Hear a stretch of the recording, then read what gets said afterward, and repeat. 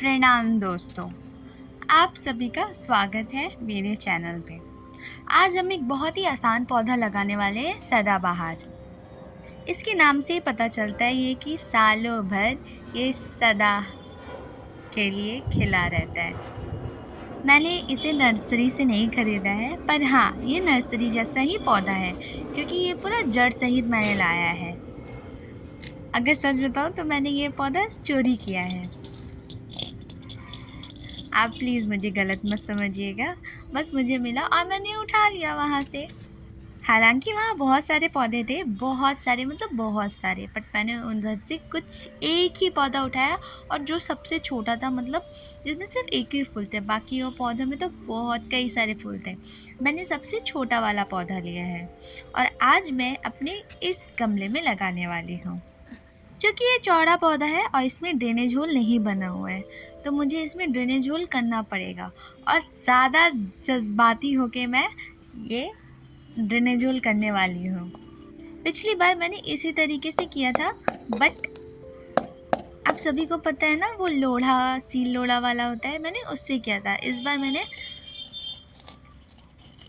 ईंट से ट्राई किया, जो सीमेंट का ईंट की तरह बना हुआ है। मुझे नहीं पता ये होगा कि नहीं होगा, पर मैंने सोचा कौन नीचे जाएगा, इसी से कर लेते हैं। पिछली बार तो किए ही थे। इस तरह पानी भर के करने से ना गमला टूटता नहीं है, ठीक है। मैंने अपने हाथों की सहायता से भी गमले में ड्रेनेज होल बनाने का प्रयास किया, पर उससे भी कोई फ़ायदा नहीं हुआ। मेरे हाथ भी कमज़ोर पड़ रहे थे इस गमले को तोड़ने के लिए। तो मैंने देखा कि अरे, यहाँ पे तो कुछ हो ही नहीं रहा है, ना सीमेंट से टूट रहा है ना हाथ से टूट रहा है। तो फिर मैंने ईंटा लाया, ईंट से प्रयास किया। अब मुझे नहीं पता था ईंट इतना ज़ोर से मैं मार दूँगी कि मेरा गमला टूट ही जाएगा। इतना अच्छा खासा गमला मैंने अपने ही हाथों तोड़ दिया। इससे अच्छा होता कि मैं लोढ़ा से करती तो वो ज़्यादा अच्छा होता, क्योंकि मैंने उसे कम से कम 25 ड्रेनेज होल बनाए हैं एक ही गमले में। आपने देखा है मेरे जो गमले होते हैं वो थोड़े चौड़े चौड़े होते हैं, और मैंने उसको कभी नहीं खरीदा है क्योंकि यहाँ गोवर्धन पूजा में सब हटाते हैं। तो भाग्य से मेरे पास ये गमला है जो बहुत ही टूटा फूटा हुआ है। ये तो मैंने किसी को दे भी दिया था, तो उसने बोला तो ठीक है तुम फिर रख लो, तो मैंने फिर ले लिया उसके पास से। अब उसी में क्या करेंगे, पहले ये ईंटा लगाएंगे। ये थोड़ा गमला टूटा हुआ है, पर मैंने सोचा कि चलो अभी के लिए आप लोग को दिखाना भी है और अभी के लिए मुझे तो रखना ही पड़ेगा, इतने छोटे में से तो नहीं रख सकते। इसीलिए मैंने अभी क्या किया कि हाँ चलो इसमें रख देते हैं। और जैसे कि आप देख रहे हैं इसमें कितने सारे ड्रेनेज उन्होंने बनाए हैं, क्योंकि प्लास्टिक में क्या होता है ना, पानी अवशोषित नहीं होता है, इसीलिए इतने सारे ड्रेनेज होल जल निकासी बनाने की आवश्यकता पड़ती है। मेरे पास ये मिट्टी, जब मैंने पहली बार ड्रेसेना का पौधा लगाया था और कोलियस का पौधा लगाया था, रिपोर्ट किया था, तब मुझे इतनी मिट्टी उधर से मिल गई थी। तो इसीलिए मैं वही मिट्टी का उपयोग करने जा रही हूँ। और इस मिट्टी में उपजाऊ यानी कंपोस्ट यानी रसोई से निकला हुआ कचरा से मैंने यहाँ पे कुछ बहुत सारे खाद बनाए हुए हैं।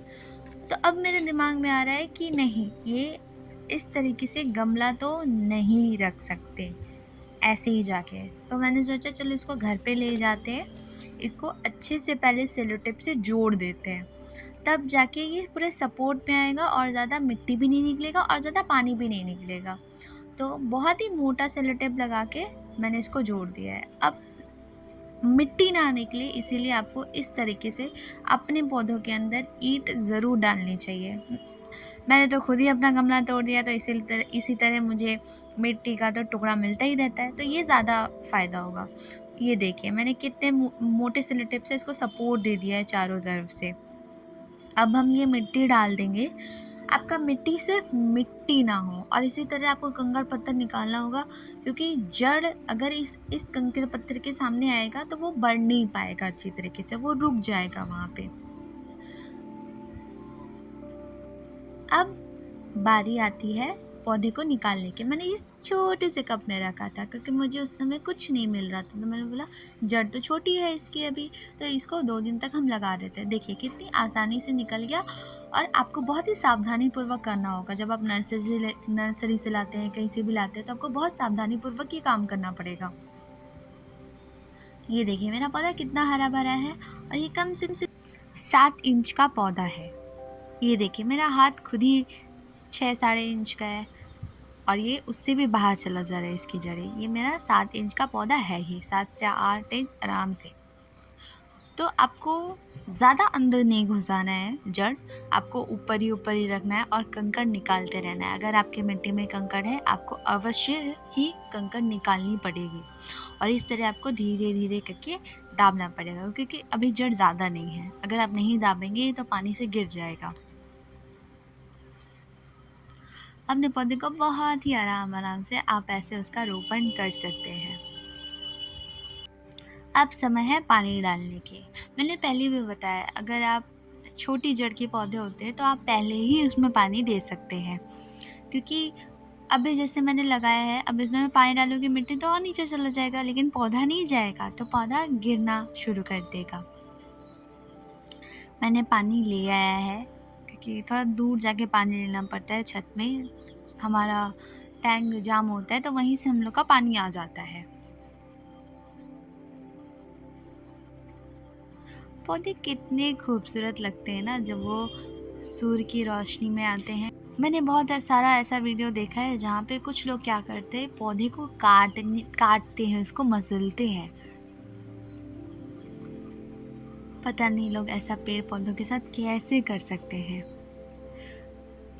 खैर, अब देखिए मैंने पानी डाला है। अब देखिए मेरा सदाबहार गिरने लगा।